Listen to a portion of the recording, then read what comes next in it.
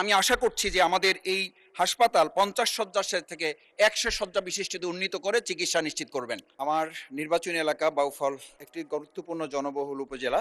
এখানে প্রায় ৫ লক্ষাধিক মানুষের বসবাস। এছাড়াও পার্শ্ববর্তী দশমিনা, গলাচিপা, বাকেরগঞ্জ এবং ভোলা জেলার উল্লেখযোগ্য সংখ্যক মানুষ বাউফল উপজেলা স্বাস্থ্যসেবা গ্রহণ করার জন্য নিয়মিত এখানে যাতায়াত করেন। মাসিক এখানে গড়ে প্রায় ২,১৩৪ জন রোগী হাসপাতালে ভর্তি হয়ে চিকিৎসা গ্রহণ করেন। জরুরি বিভাগে মাসে প্রায় ১,৩৫৭ জন রোগী সেবা গ্রহণ করেন, প্রতিদিন গড়ে প্রায় ৪৫ জন।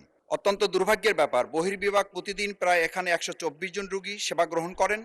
সেই ক্ষেত্রে বেড অকুপেন্সি রেট সর্বনিম্ন ১৩০ থেকে সর্বোচ্চ ২০০% পর্যন্ত অতিক্রম করে, যা খুবই আশঙ্কাজনক পর্যায়ে পৌঁছে যেতে পারছে। জাতীয় স্বাস্থ্যনীতি স্বাস্থ্যসেবা মানদণ্ড অনুযায়ী এটি রক্ষা করা এবং এখানে প্রশিক্ষিত নার্স, অন্যান্য সেবা পাওয়ার, বিশেষ করে উপজেলা সদর থেকে বরিশাল বিভাগীয় শহরে এখানে যাতায়াতের জন্য আমাদের নদীপথ অতিক্রম করতে হয়, ফেরি পার হতে হয়। দেখা যায় অনেক ক্ষেত্রে এই পার হওয়ার ক্ষেত্রে রোগী ওখানেই মারা গিয়েছে, এরকম ঘটনাও সংঘটিত হয়েছে।